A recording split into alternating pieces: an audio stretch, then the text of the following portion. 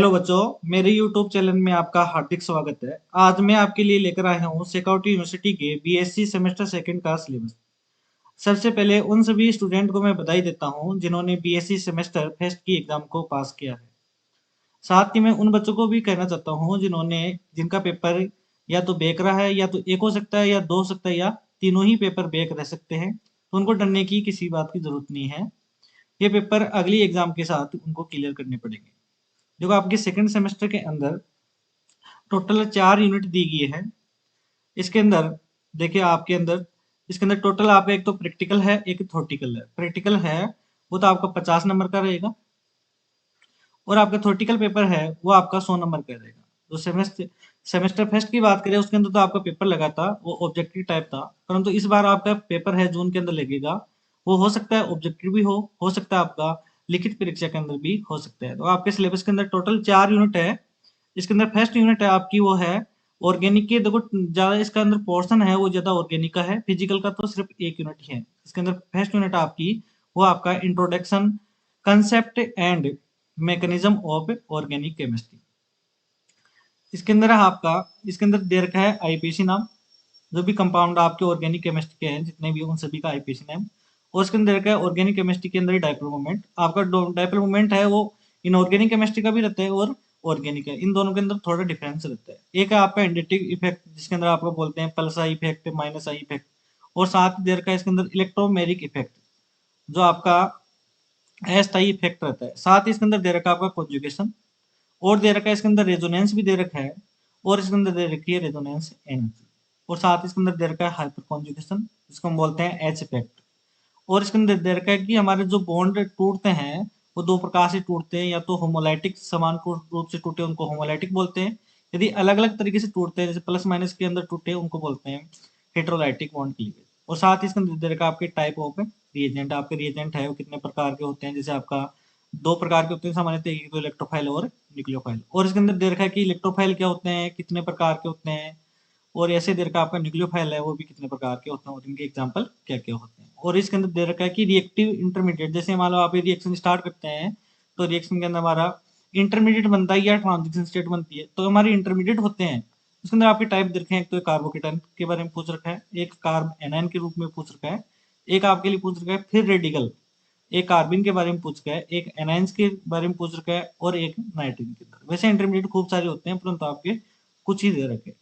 आगे इसके अंदर दे रखा है कि टाइप ऑफ ऑर्गेनिक रिएक्शन, आपकी रिएक्शन है वो किस प्रकार की होती है।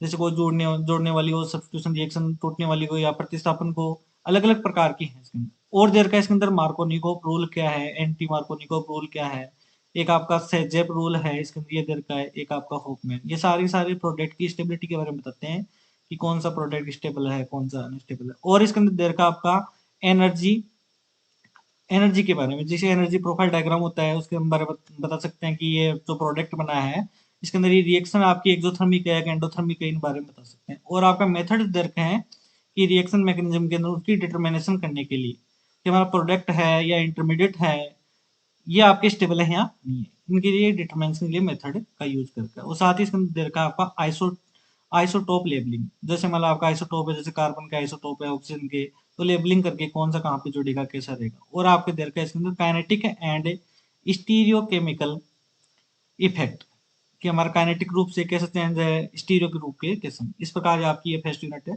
सेकंड यूनिट के अंदर आपको दे रखा है स्टीरियोकेमिस्ट्री ऑफ ऑर्गेनिक कंपाउंड।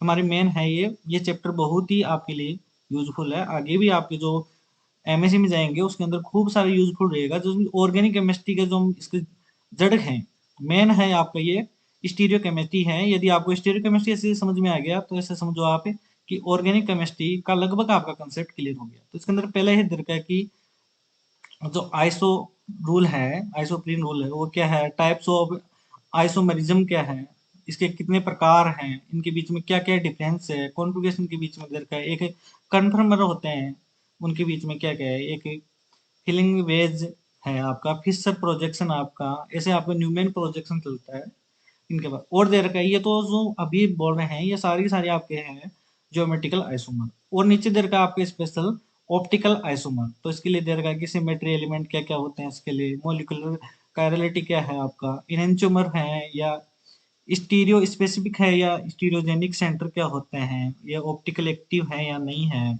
ऐसे आपका प्रॉपर्टी ऑफ इनेंच्योमर है, इनेंच्योमर होने के लिए क्या क्या प्रॉपर्टी होनी चाहिए, क्या क्या कंडीशन होनी चाहिए। ऐसे आपका जो कंपाउंड है वो कायरल है या एकायरल है, इन मॉलिक्यूल को चेक करना।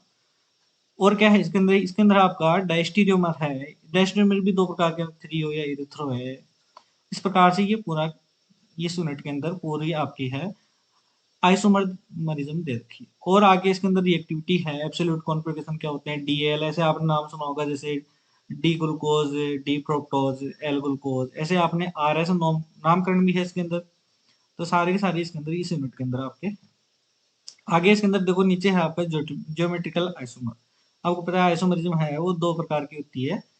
इसके अंदर मेन है ये आइसोमरिज्म में एक तो कन्फर्मेशनल है आपकी, एक कॉन्फ़िगरेशनल। तो कॉन्फ़िगरेशन वाली है ये दो प्रकार की होती है, ऑप्टिकल और ज्योमेट्रिकल। इसके अंदर भी इसके पूरे प्रकार दे रखे हैं। ऐसे इसके अंदर ई जेड, एक होता है आपका सिस ट्रांस।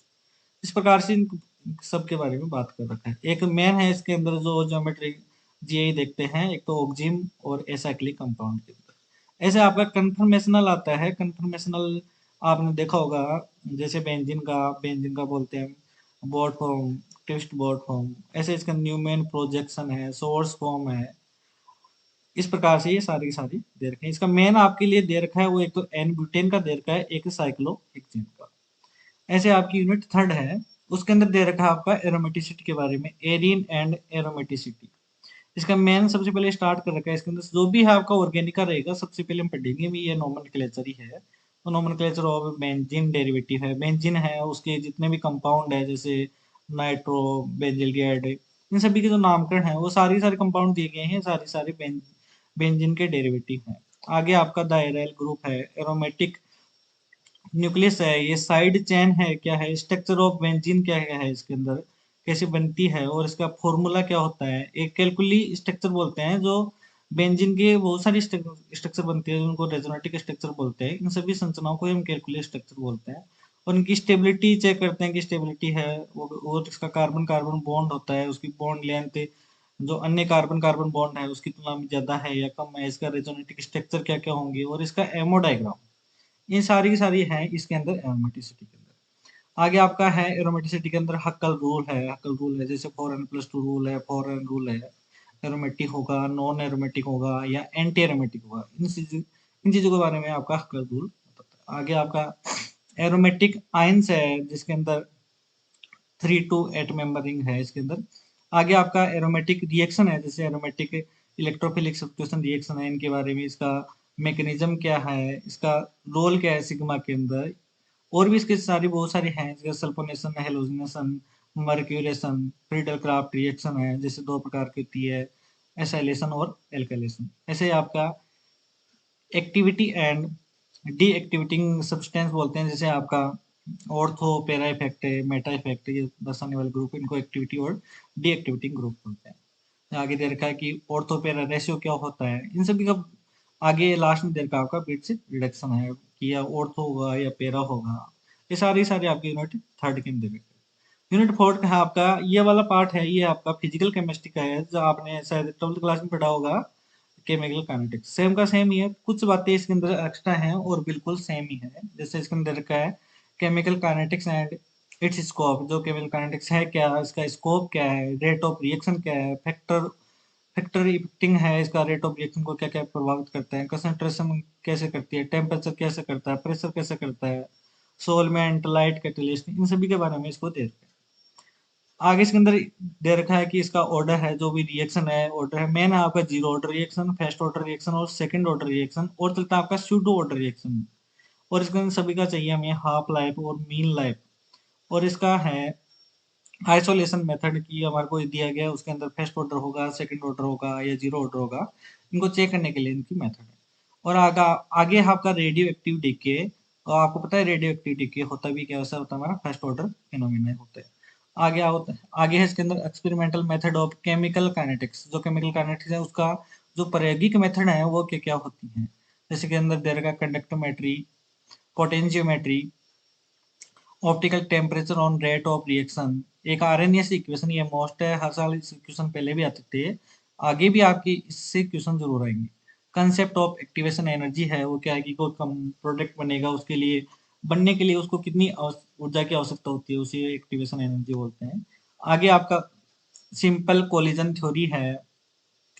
इसी के अंदर और दे रखा है कि हार्ड स्पेयर मॉडल, ये सारे इसके दे रखे हैं। इस प्रकार आपकी टोटल इस सिलेबस के अंदर टोटल 4 यूनिट है। इसमें 3 तो आपके ऑर्गेनिक केमिस्ट्री की है, एक आपके फिजिकल केमिस्ट्री की। उसके बाद में आपका जैसे इस बार भी लगा था एग्जाम से पहले प्रैक्टिकल, उसी प्रकार इस बार भी एग्जाम से पहले जून से पहले आपका प्रैक्टिकल भी लग जाएगा। इसके अंदर प्रैक्टिकल वही 50 नंबर का रहेगा। इसके अंदर आपकी वही एक वाई बार रहेगा 5 नंबर का, और इसके अंदर रिकॉर्ड रहेगा। ये 4 क्वेश्चन इसके अंदर रहेंगे, जिसके अंदर इनऑर्गेनिक का है वॉल्यूमेट्रिक एनालिसिस, जैसे मान लो आपका कितना कंपाउंड लिया, डिटर्मिनेशन दे रखा है इसके अंदर एसिटिक एसिड और कमर्शियल विनेगर जिसको बोलते हैं, और यूजिंग एनिमल्स, इसको टाइट्रेशन बोल सकते हैं। इसके टाइट्रेशन है आपके मेन तो इनऑर्गेनिक के अंदर इस बार टाइट्रेशन दे रखा है, और ऑर्गेनिक के अंदर दे रखा है क्वांटिटी एनालिसिस। जो भी जितने भी आए, जैसे मान लीजिए दे रखा है identification of organic compound through a functional group analysis. कोई भी एक आपको अननोन कंपाउंड दे देगा और आपको पूछेगा कि इसका कौन सा कंपाउंड है, इसके अंदर इसका फंक्शन ग्रुप क्या है, इसका मेल्टिंग पॉइंट क्या है, बॉइलिंग पॉइंट क्या है, इसका स्पेसिफिक टेस्ट क्या क्या है, इसी को हम बोलते हैं क्वांटिटिव एनालिसिस। यहाँ पर टोटल 12 नंबर का है। एक फिजिकल केमिस्ट्री का है, वो मेन है आपका चैप्टर है केमिकल काइनेटिक्स, उसी से रिलेटेड है। ये भी आपका टोटल 12 नंबर का है। इसके अंदर रिएक्शन की रेट क्या क्या होती है, जैसे आपका हाइड्रोलाइसिस, स्पेसिफिक रिएक्शन के लिए रेट ऑफ हाइड्रोलाइसिस क्या है, और इसके अंदर दे रखा है कि जो रिएक्शन है वो कैसे इफेक्ट करती है, एक आपके स्यूडो रिएक्शन होती है उसी के बारे में दे रखा है। तो आपका टोटल जो है आपका प्रैक्टिकल वो 50 नंबर का रहेगा, और थ्योरेटिकल है वो टोटल रहेगा 100 नंबर का। इस प्रकार से जो पहला पेपर लगा था उसी प्रकार ये भी सेम ही है। ये भी टोटल आपका 150 नंबर का रहेगा। अब ये तो देखो अभी यूनिवर्सिटी क्या बोलती है कि अब पेपर आपका थ्योरेटिकल होगा या इस प्रकार ऑब्जेक्टिव हो। तो आपको ये सिलेबस समझ में आ गया होगा। आगे की ये जो बीएससी की जो केमिस्ट्री की यूनिट फर्स्ट सेकंड इन सभी की सेपरेट मैं वीडियो डालूंगा। तो आप मेरे चैनल को सब्सक्राइब करें और लाइक करें। Thank you.